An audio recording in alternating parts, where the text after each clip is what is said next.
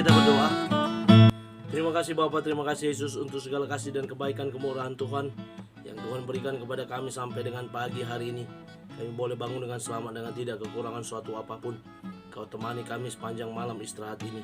Dan pada hari ini Tuhan, ketika kami bangkit dari tempat tidur kami, sebelum kami beraktivitas, kami mau bersekutu dengan Tuhan, berdoa, memuji muliakan nama Tuhan dan mendengarkan kebenaran firman Tuhan melalui channel YouTube ini.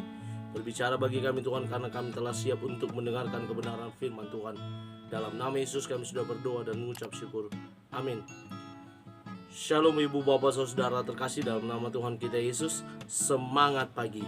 Bertemu kembali di channel Rio Nando Butar-Butar dalam khotbah 5 menit aja atau 5 untuk renungan harian. Renungan pada hari ini saya ambil dari kitab Roma pasal 8 ayat yang ke-31. Demikian kesaksian firman Tuhan. Sebab itu, apakah yang akan dikatakan tentang semuanya itu? Jika Allah di pihak kita, siapakah yang akan melawan kita? Berada di pihak Allah. Ibu bapak saudara terkasih dalam nama Tuhan kita Yesus, dalam kehidupan kita sehari-hari mungkin kita sering bertemu, berhadapan dengan situasi di mana ketika seseorang atau kita atau siapapun itu ketika berada di pihak penguasa, berada di pihak orang dalam, maka akan banyak keuntungan yang didapat oleh orang tersebut. Misalnya dalam pengurusan KTP, ketika kita ada pihak dalam di dalamnya atau orang dalam, maka akan dapat keuntungan, akses, kemudahan sehingga kita bisa lebih cepat misalnya. Atau dalam memasukkan anak ke sekolah, kalau kita kenal gurunya, kenal kepala sekolahnya, berada di pihak mereka, maka akan dapat keuntungan lebih. Atau dalam perusahaan, di PT atau di perusahaan-perusahaan lainnya, ketika kita pengen bekerja, ingin bekerja di perusahaan tersebut, ada orang di dalamnya yang bisa membantu kita berada di pihak mereka, maka akan mendapat fasilitas keuntungan dengan salah satunya diterima di perusahaan tersebut. Itu hanya segelintir yang saya sampaikan ketika kita berada di pihak yang berkuasa atau yang berwenang. Dan keuntungan tersebut sangat-sangat memuaskan, dan keuntungan tersebut dapat dijadikan modal untuk kita melangkah ke jenjang berikutnya atau ke jalur berikutnya. Demikian pula dengan ketika kita berada di pihak Allah.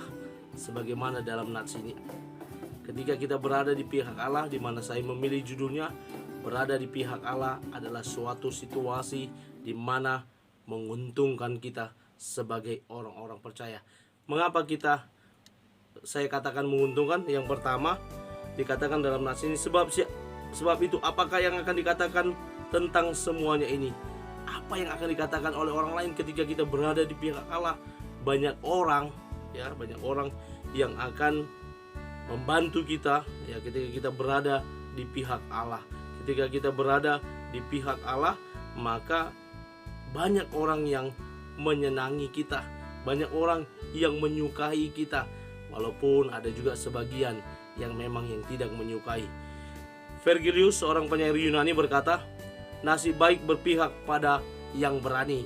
Itu pada orang yang berani saja nasib baik akan selalu berpihak padanya. Bagaimana dengan orang yang berada di pihak Allah? Pasti ada nasib baiknya juga berpihak kepada orang yang berada di pihak Allah. Lalu Frederick Weber berkata, mereka selalu memenangkan siapa yang berpihak pada Tuhan. Ya, jika kita berpihak pada Tuhan, ada orang yang melihat situasi seperti itu dan mereka membantu, menolong. Apa yang akan dikatakan orang lain? Mereka akan menolong. Mereka akan senantiasa melihat orang-orang yang berada di pihak Allah dan bersiap untuk menolong mereka. Sebagaimana juga dikatakan di bagian berikutnya, keuntungan kita ketika kita berada di pihak Allah, maka tidak ada yang dapat melawan kita. Dikatakan di sini, tidak ada yang dapat melawan. Artinya, kalaupun ada yang melawan, kita akan dimenangkan karena kita berada di pihak Allah. Lalu yang selanjutnya, apa keuntungannya ketika kita berada di pihak Allah? Keuntungannya adalah Allah akan menjadi penolong bagi kita dalam setiap situasi hidup kita. Sebagaimana yang saya sampaikan di awal tadi, ada orang yang mau menolong, dan ketika kita berada di pihak Allah, maka Allah akan menjadi penolong kita. Allah akan menjadi penyelamat hidup kita, sebagaimana Dia telah menyelamatkan jiwa kita, dan kita berada di jalan kebenaran dan hidup. Mari terus kita tinggal di dalam Tuhan. Mari kita terus setia tinggal di dalam Tuhan, karena selalu dan banyak keuntungan yang kita peroleh. Tidak hanya yang 3 yang saya sampaikan tadi keuntungannya, tetapi ketika kita terus tinggal dalam Tuhan, setidaknya kita sudah berada di posisi yang benar dan tepat sebagai orang percaya, sebagai orang yang beragama. Amin. Kita bersatu dalam doa.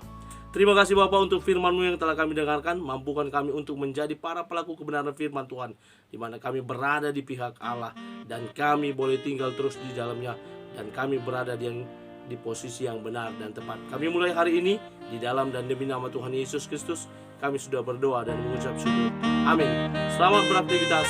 Tuhan Yesus memberkati. Shalom.